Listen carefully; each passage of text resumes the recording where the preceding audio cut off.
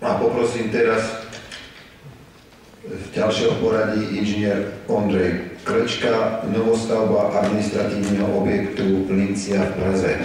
Nech sa páči.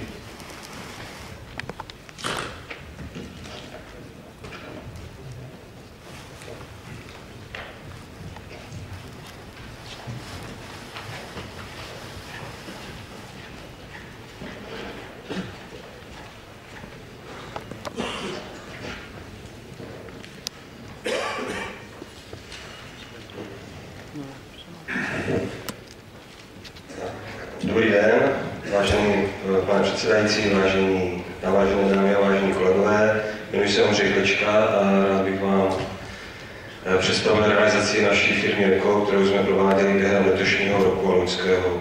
Jedná se o novou stavbu administrativního objektu Lincia v Praze. Objekt se od začátku našeho projektování název Lincia. V tuto chvíli byste se ho snažili najít, tak ho najdete pod názvem Argo. Objekt se nachází v pražské části Okovice a můžeme je spatřit při cestě z Dejvíc na letiště po pravé straně.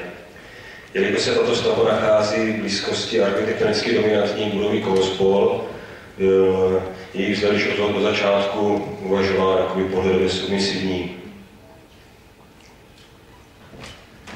Základní informace investorem byla Licia Šef, architekt a hlavní projektant byl Atelier AVD, projektant statické části byla firma Reko a hlavní dodavatel byla firma POR ČR.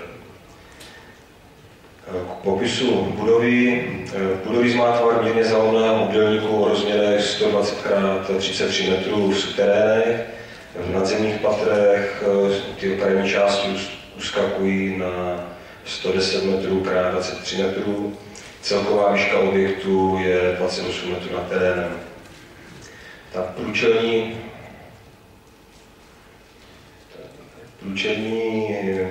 kratší strana se vyklání směrem do Evropské ulice za pomocí šikmých sloupů, čímž objekt připomíná loď s kapitánskou kajutou v podobě 6. skočeného technického patra. Na první pohled by se dalo říct, že se jedná o standardní monolitickou železobetonovou konstrukci, ale projekt získal na zajímavosti hlavně díky požadavku na snížení nákladů při provádění. Původně byla uvažována kotvená záporová stěna s tahovými mikropilotami, která byla kvůli finanční nákladnosti nahrazená stěnou z pilot v roztočích 2,5 až 2,5 metru a byla rozpínána stropem nad druhým suterénem. Aby toto bylo možné, tak bylo potřeba ve druhém suterénu zachovat přitěžovací lavice, které se odstranily až v průběhu výstavby a dalo by se to lehce nazvat částečná metoda up and down. Tak, k založení. Základová půda stavebního objektu je tvořena mírně zvětralými břidlicemi na jedné straně a zvětralými břidlicemi na opačné straně. Přestože se jedná o poměrně únosné a nepříliš stračitelné podloží, je patrné, že se jedná o horninu a nestejných geotechnických vlastností, tak z uvedeného průzkumu vyplynuly oba způsoby založení, jak plošné, tak hlubinné, a po zvážení finanční nákladnosti bylo oproti předchozímu stupni ustoupeno od masivní základové desky ve prospěch založení na pilotách a tenké základové desce. Zde jsem si připravil nějakou animaci, jak zhruba ta výstavba probíhala. Nejdříve se odvrtaly piloty jak oborové, které tvořily tu pilotovou stěnu, tak obory a tak piloty v té vnitřní části.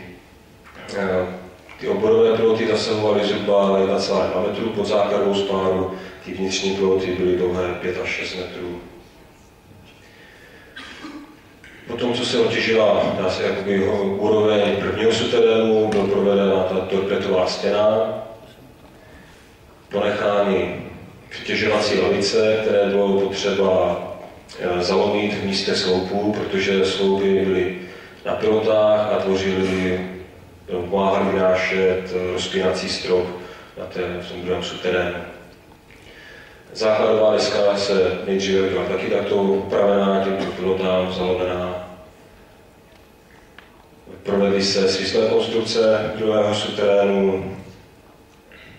Následně se udělala ta zmíněná rozpínací deska a než tato deska nabyla zhruba 70% pevnosti, pokračovalo se ve svislých konstrukcích, další desce ve střední části, pak nastalo odtěžování přitěžovacích hlavic, a než se tyto všechny přitěžovací hlavice odtěžily, dobetonovala se základová deska, tak stavba pokračovala středovou částí. A vlastně, než oni dokončili základnou spáru nebo základnou desku, tak konstrukce už byla ve standardních nadzemních patrech, kdy už betonáž probíhala, dalo by se říci, normálně, běžně. Zde jsem si připravil nějaké fotky z provádění. Tady je vidět, aby docílili hladkých povrchů nad garážích, tak vědění pokládali na pevnostníky, které byly uloženy přímo na terénu, na těch přitěžovacích hlavicích. Zde je vidět detail napojení tady levou rozpínací desky, která měla dĺžku asi 250 mm a základové desky v místě jeřábu. A tady je také, jak přerušili vnější izolaci. Zde je vidět to vlastní obtěžování přitěžovacích hlavic.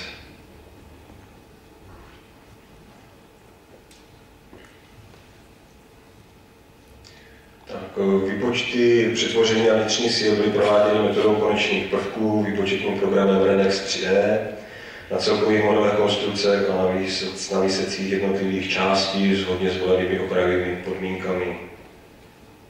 Na závěr, co se týkalo toho řešení, jestli se ušetřilo nebo ne, tak navržená oprava spočívající v tom vypuštění kotvené záporové stěny a nahrazení pilotovou stěnou s rozpínajícím stropem byla určitě technologicky mnohem náročnější, ale ušetřila prováděcí firmě nemalé finanční prostředky.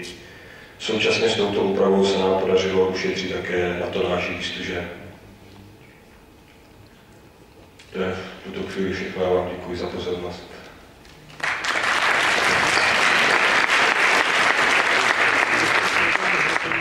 Ďakujem inžinierovi Klečkovi, nech sa páči. Otázka z pléna.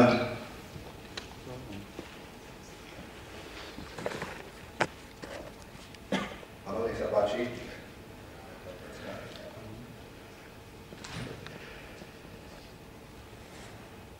Skúsená. Tu sa vrátime do nejakým dilatačným celkom osvedčením. Píšete, že objekt bol rozdelený na dilatačné 3 časti. V jakom směru to bylo? V pozdnom směre? Bylo to zhruba po délce těch 120 metrů, tak to bylo na třetiny v suterénech a asi do prvního nadzemního patra jsme uvažovali smršťovací pruhy, která byla asi nedovolili betonáž po 90. Původně to bylo plánováno, že dojedu s těma smršťovákama až po strop, ale kvůli termínu ukončení se rozhodli, že od druhého patra nasadí budou použity smykové terny.